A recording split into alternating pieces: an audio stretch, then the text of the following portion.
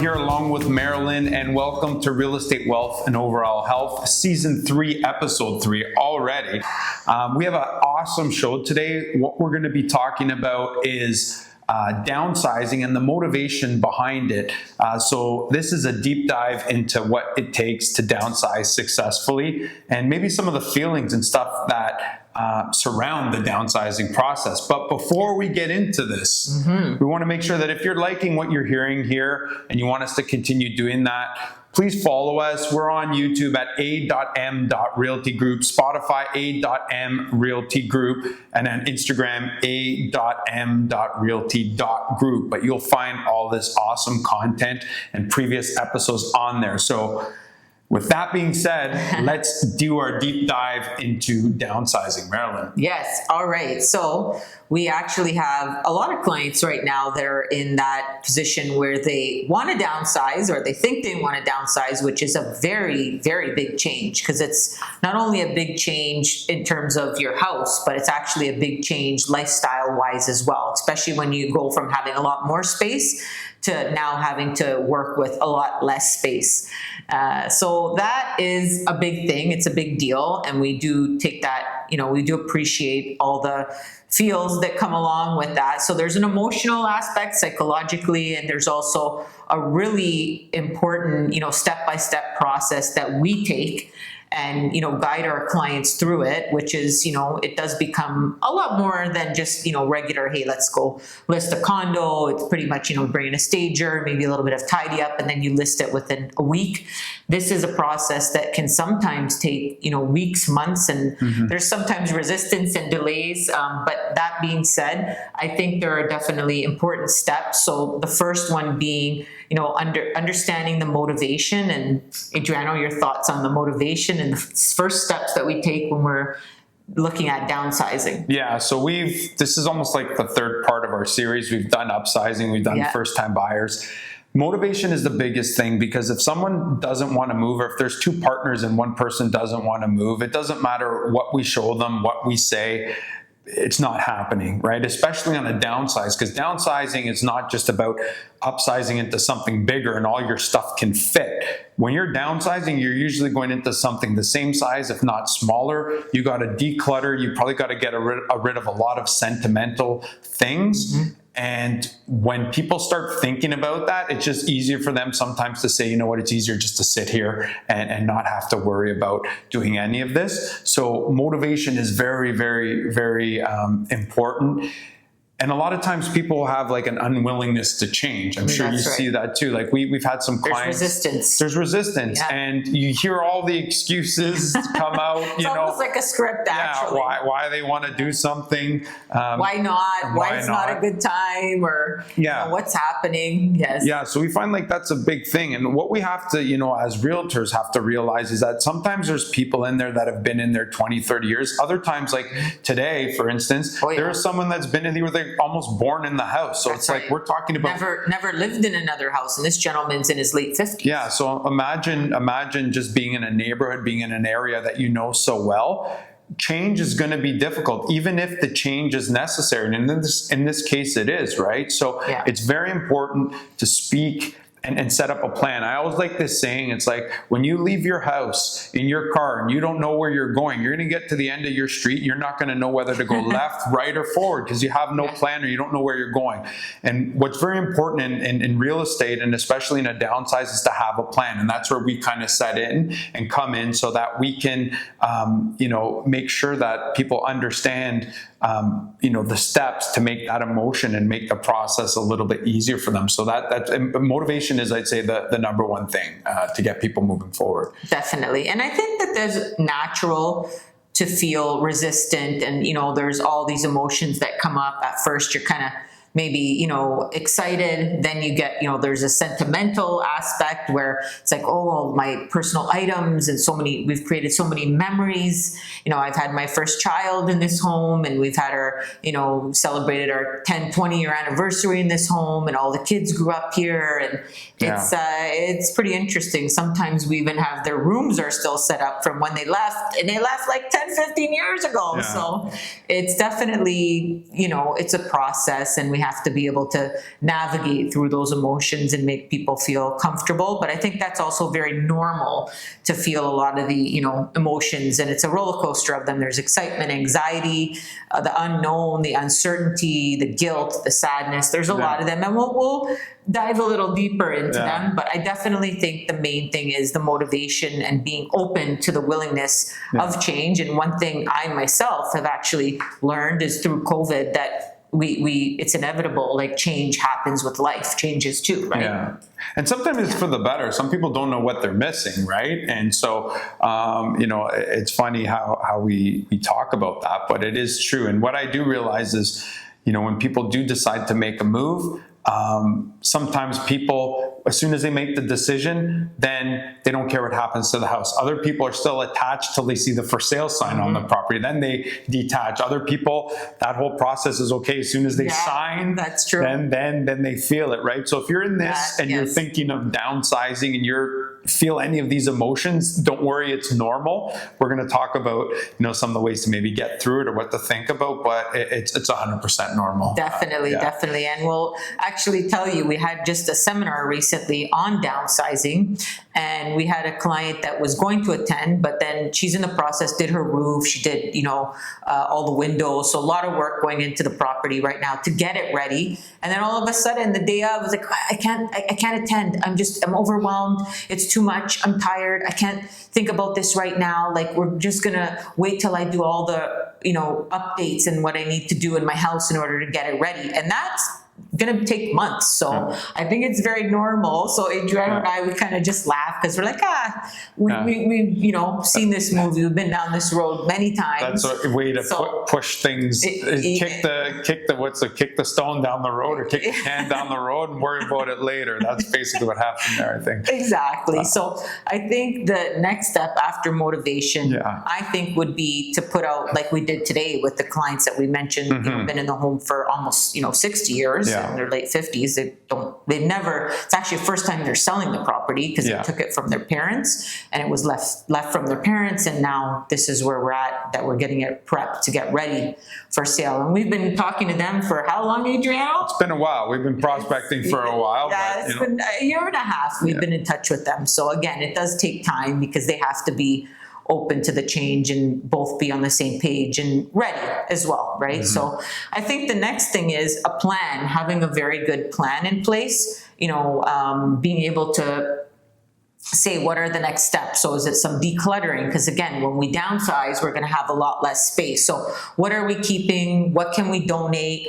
Are we getting a bin? What can we just dispose of, right? So there's all these things that play a key factor, and having a clear-cut plan, I think, is an important part of the first step, at least getting more comfortable with the idea that we're going to have less space. So let's start, you know, let's start dealing with this now, because we have even had clients where, you know, there was a lot of stuff in the house and they just didn't want to let go.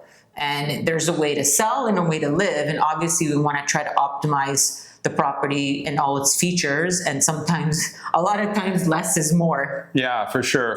Like, once you can get past the motivation step, so if a client comes to us and says, hey, we're ready, like we feel it's time to move, the planning part, like Marilyn said, makes our job a little easier in terms of knowing how to move forward. But there's so many things, you know, there's so many different types of downsizes. There's ones that haven't been, like houses that haven't been touched in years, and that's like, you got to basically go through it. There's bins, there's, you know, boxes, there's maybe pods to store things. There's updates sometimes where it's been painted just to freshen up the property. And then there's other ones where, you know, you go in and they're like, oh, we decluttered last. Yeah, everything went into a bin. Like, we're ready to move.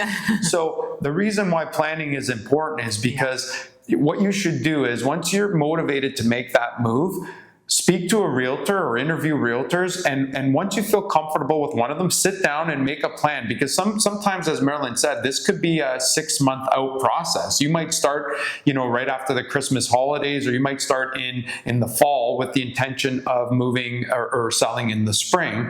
And you know, you want to make sure someone's on top of you. You kind of, if you need help, if you need to plan certain trades and stuff like that, it's all planned out, and there's a little bit of accountability there. So find an agent that you work well with and set that plan. The other thing about planning, which is good, is also planning your funds. Today, our clients are asking, okay, what are we clearing, and to move, what are we going to have left in our pockets, right? Yes. What's the bottom line? Once we sell, this is what we're going to have, because they want to know what's going to go into our retirement, or what else are we going to have left over for us, by making this downsize. So that's all part of the plan. We did. Yeah. We went through all the financials. They had told us, that in this case, they didn't have a mortgage, but we calculated everything: the commissions, the lawyer fees, the land transfer tax, how much approximately for movers, how much for lawyer fees, rough estimates, of course, right? So it's definitely a process. And just to speak to Adriano's point, we actually had clients that we just did a deal last week with, that they were in Europe because they had a contract. So they basically wanted us to handle everything from start to finish, and that was a lot. So we'll quickly go through the process there. So step one, once we gave a plan in writing, husband and wife were on the same page, execute, let's go, give the green light. At that point, we got a key from the neighbor, a lockbox installed. We got them 2 quotes pretty much on the stuff they were paying for. We paid for a big chunk of it, and they paid for some of it as well. There was handyman crew in there. There was a full painting done. There was prep work done. There was outside yard maintenance done. There was driveway maintenance done. There was painting of doors, exterior. Yeah. We had deep cleaning going twice because there was a after clean, construction clean, and cleaners pods, moving out furniture. It was organizers, packers, supplies. We even went and picked up the supplies. The cleaners ran out, said, "Oh, Marilyn, we really wanted the Murphy oil. Can you run and pick it up?" The cleaner didn't have a car. I said, "Sure." I even ran to Canadian Tire. So we went above and beyond, and then we had full staging in there. The stager came in, she organized it. Half of the stuff went to pods. It was a lot of work. That was probably, I'd say, 3.5 weeks of prep work to get it to, the photography stage. Yeah, and it was a short period of time. Like I would suggest that if you are planning to move, give yourself like a little more time so it's not as cramped, and it's not, they were away, so we could come and go as we pleased. But in a situation where you might be at home, I'd give yourself a little more time. So just keep that in mind in the planning process. And that's why it's good to speak and have a plan. So we talked about motivation and planning, and we just went over logistics and prep. And with that logistics and prep, we were able to sell that house quickly. I mean, it looked beautiful. You should have seen the transformation. Oh, yeah. But we sold it quickly, and our clients were happy. And then because it was sold, here comes motivation again. They were able to buy a house within a few weeks because they had sold and they were ready to go. So that was more of a downsized lateral move.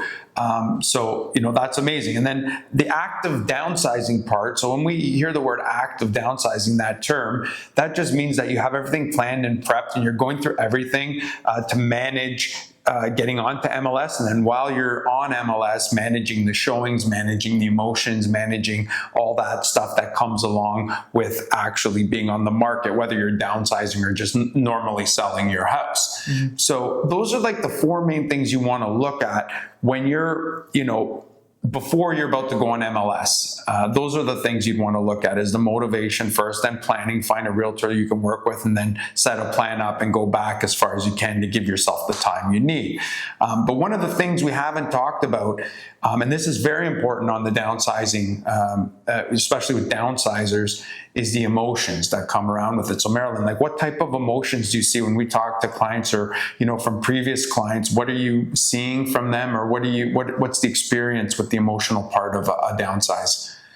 Well, there's a lot. It's a roller coaster of emotions, actually. So I've seen it all. I've heard it all, and I really do relate, and I can, I sympathize with the clients, because there's a lot of different feels that you're going to feel during the process. There's the anxiety, the worry, the uncertainty. Am I doing the right thing? The change. There's guilt. There's sentimental attachment. There's sadness of all the memories. You feel overwhelmed. Then they get burnt out. They feel fatigued, just trying to do some of the prep work themselves.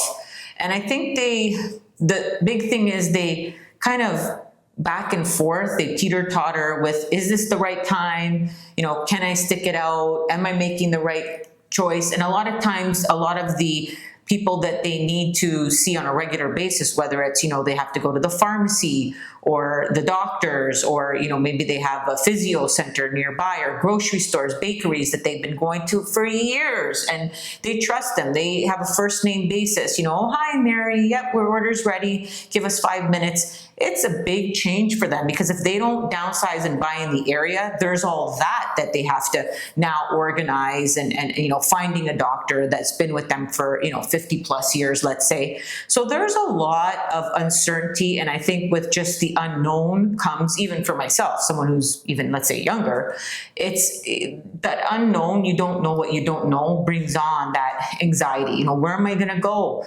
What if I don't find a place? We've heard that one a lot of times as well. Mm-hmm. So I think there's a lot of resistance there. But once they realize, and a lot of times it's through conversations with people, that their loved ones as well as us, that, you'll be closer to us. A lot of times they want to downsize closer to their children. We had a case where we sold a beautiful, beautiful penthouse condo in Kingsway, and that was exactly the case. Actually, it was actually really kind of sad, because Adriano and I went in when we were getting ready to prep, and she had left the night before, and I kind of smelled something, and we went to the kitchen, and she had left a kettle on the stove on level, I think it was like cranked, like level 7. And that could have been, had we not have gone in, that could have been, recipe for a disaster. Yeah. So I think a lot of times it's just that acceptance, sometimes even accepting that they need to make a change, and they might need extra assistance and help, care for them. So I think it's just that attachment shift, and the acceptance part is a big part of it. And then I think becomes a little bit of excitement and the relief and that freedom. And then there's also a lot of benefits, which we'll talk about as well, to also, downsizing in terms of, now if you're, let's say you're selling at 1.5, for example, and now you're going to buy, let's say you're downsizing to a condo from a large house, then maybe you're only buying for 700. So now, with that extra money, after disposal fees, of course, what does my life look like? What can I do that I haven't done? And a lot of times it's really nice, because then we see our clients, they travel more. Or they say, Marilyn, we're able to help our children buy their first property, for example. Or it's really nice. They're able to do a lot of the things. They tell us, one client, I'll never forget it, she had a really big house. She said, Marilyn, you know what? I don't even know where I'm going to go. I'm going to go and live on a cruise ship for 1 year. I'm going to travel the world, because I never have. And she was a widower. And it was just such a nice, to even just say, yeah, I'm going to go with the flow. And I don't know where my next chapters will bring me, but it was really nice for once in her life, because she ran a business her whole life and then was taking care of her husband, who was very ill, and then her husband passed. So then she decided it was just too much for her. The house was huge, had a pool, the maintenance and everything. So it's nice that they trust in us to make those decisions. And once again, we don't take that lightly. It is something that we have to have a lot of patience for, and be able to positive reinforcement, and also give them the time. So that's another thing. Usually it's very normal. It's not your typical call. Come list my condo. I'm ready to go. And boom, 2 weeks we have it on the market, and showings. It's usually months, if not years out, because they have to really be at peace with themselves, because you don't want to go through the process. And actually, with the clients we were talking about in the first part of the episode, we actually had all the paper signed. They had the bin and had purged and decluttered. And then all of a sudden, it was a change. We're not ready. He's not ready. And here we are a year later doing this all again, right? Yeah. So it's, I think going through those stages and the different emotions is definitely normal and a part of the process. Yeah. The one thing, as you were talking, I was thinking, and you not that you missed one, but I was thinking about an emotion that comes up that people don't talk about, but it is true. And there's anger. And there's a lot of anger in there. Sometimes, someone might be getting pushed or forced by their partner, because the partner might see that they may need more care, and, the person doesn't feel like they need that, or it's the loss of independence. So there's anger, maybe it's denial. That's another one, denial. And anger, having to move neighborhoods. Stubbornness. Stubbornness. And then, there's all all emotions that come with that. And, what we have learned from our 20 plus years of experience is that when we go into houses, some of them are estate sales or they're sales that need to be done kind of quickly because someone gets put into a home. And what we've learned and what we've seen is that it's much better if people try to be proactive and do things collectively as a couple when everyone is able to do that and make the decisions themselves. Because, God forbid, if something happens to one of the people or both, what ends up happening is the one person gets stuck having to go through all that stuff, or the kids or whoever's inheriting the property or getting it has to go through all that junk removal and all that stuff. And most of the time we see that 90% of it just gets tossed into a bin because they want to sell it quickly, has to go through probate. So most of the stuff just gets tossed. So if you have things that you think are going to be important to your family, or you want to keep in the family, take the time to go through, declutter, get rid of the stuff you don't need so that you can move forward and actually look at, what your quality of life, you may be losing certain things that you're used to, but moving forward, if there's an ailment or something, it most likely is not going to get better. It'll probably stay the same or get worse. So try to think of yourself in a new place and what that looks like and what the quality of your life looks like, at that point. So I really feel like, those are all those emotions. There's so many things going on, but try to do things earlier with the help of everyone while you can still make those decisions than leaving it, for someone else to do or having to do it yourself, by yourself, Yeah. And that's where I think Adriano and I, we do a really good job, because the worst thing is too, we don't want the client to feel all those emotions, which we've seen too, where then they get so overwhelmed, then their condition gets worse. So we don't want, we want to try to make it as, smooth as possible, and to also just do it in a way where it's step by step. They're part of the process, they're informed, they're part of the decisions, and they feel comfortable and they're clear and they understand. And again, that they're okay with every stage that we're going through, and we're there to kind of walk them through the emotions. And it is normal because we've done it many times, right? We had one that actually moved into a home that just closed last month. They moved into a home, and then they were still, even though it took them 2 years to find the home that they liked, they did that independently with their power of attorney. They found the place, moved in, beautiful place. Both Adriano actually had to go see her in person to sign because she didn't have an email. Friggin' resort. And it was beautiful. That was like, it was like a resort. It was really nice. And then because the property took a little time to sell, long story short, she had it listed with another agent before, so there was a couple months, 3-4 months before we even came into the picture. Then our conversations after 2-3 weeks, she started feeling second guessing herself. Well, maybe I'm going to move back in. It's not selling. And we said, well, hold on. We didn't touch the price at first because we just felt that it wasn't a pricing issue. It was a little bit, we just needed to get in there and do a couple modifications. And we wanted to try to give the price a try, even though it had been previously listed with somebody else and then it expired with them.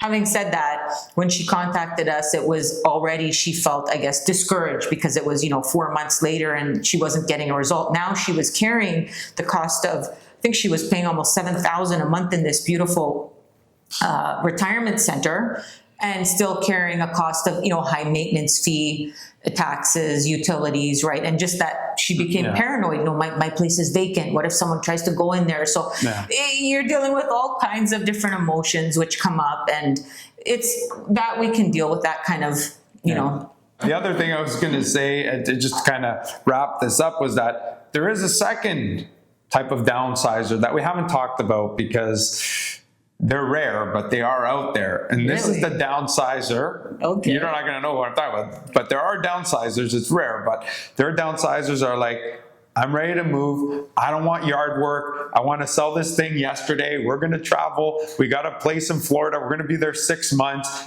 Sell this thing right away. They've already decluttered. They've already prepped it. And that's a whole different conversation. They're still planning and stuff, but if you're at that point, feel free to reach out to us because we love working with those types of people, number one. But we love a good challenge. But number two is, if you are like that, then that's great because you kind of have your retirement maybe planned out a little bit better in how you see your retirement. And that's great. And those are, good downsizers too, because you know where you're going to go and you already have that plan. So you educate us on what you want to do. So that's a true. good one. There's not always, we didn't mean to sound negative. There's not always sometimes they're at the point where they're like, we're ready to go. This is exciting. Yeah. Get rid of this big house. The kids are gone. We did our deed. We put them through university. Yeah. Now it's our time for us to go and enjoy and get that sign in the front lawn. And we want to start enjoying and traveling around Europe and an African safari. And I can't do this anymore. We're ready. We're done. It's like, okay, let's go. So there are different stages and different types of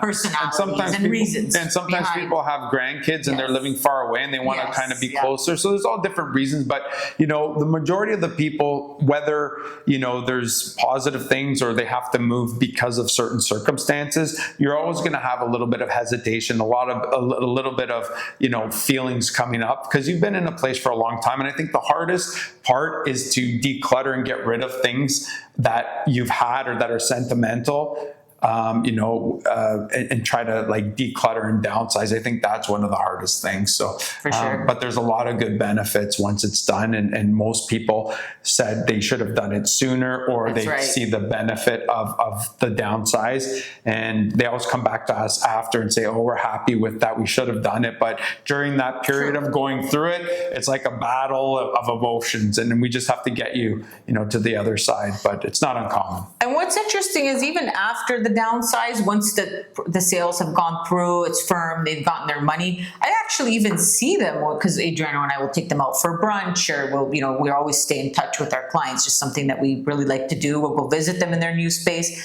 and they seem a lot like less stressed. Like you just see it, they look almost like they've had like a makeover. Right. Yeah. So it's pretty interesting what, sometimes when you're in that limbo, that alone causes you stress, and how they get all tense, and the conversation and dialogue just tends to be a lot, not as heavy and a lot lighter once they're in their new space and enjoying it, and, the curiosity of the new place and the area and all of that. Yeah. That's good. Well, I mean, that's basically it. I mean, if you have more questions about downsizing, you're more than welcome to always reach out to us, send us a message here. We can always do one-on-one conversations, or we can invite you to one of our seminars that we do, because a lot of people find this very, very, a lot of good information. Yeah, a lot of good information. They can ask questions. But before we go, we always have to, do our health section of it. But maybe this month, because it's the summertime, but we have the World Cup here in North America. So instead of the health section on what we're doing, I think myself and Marilyn are going to try to guess maybe who's going to win the World Cup this year. So I don't know. So Marilyn, what are you thinking right now? I'm definitely going to say, I think I'm going for England. I've always been a fan from way back. I've actually been to England and at Stamford Bridge and watched a Chelsea game, Chelsea-Roma. It was what an experience. And they actually have their own club. So if you're, let's say, like a Chelsea fan or a Manchester fan, it's separate. You cannot go, if I have a Manchester jersey, into the Chelsea football club. You're going to get beat up. Yeah, you don't sit in that section of it. It was very organized. So I'm thinking, they have a great captain. So I'm definitely thinking I'm going to say England. That's my prediction. Okay. Well, so as much as I'd like to say Canada. Obviously we're both Italian, and Italy, unfortunately, laid another golden egg this year. So we'll wait 4 more years for that. But I think I'm gonna say Spain. Argentina was up there, but I'm gonna say Spain this year. I don't know. They're close to Italy. They always have a pretty good team, and in the Euro Cup too, they do well. So I'm gonna guess Spain, but I would like to say that I think Canada can make it to the round of 16 this year. I think they'll make it out of their division or out of their group. I'd love to see that, because last World Cup it was exciting watching them play in a World Cup and just having world-class players on the team. So I'm excited for that. And, we'll see what this next month brings. Yes, I think, again, England with Harry Kane there, I think he's really pumped and motivated. He thinks he's going to take them straight to the cup. So it's been a long time for England. I think that they're due, and we'll see. See what happens. So I'm just going to share my final thoughts on the whole downsizing process. I think once we're able to recalibrate our emotional and sentimental ties with a property, it actually ends up being amazing new chapters and a good decision in most cases. It's definitely for the better. Yeah, and it's liberating too. So with that in mind, so until next time, take care of your real estate, Your wealth and your overall health.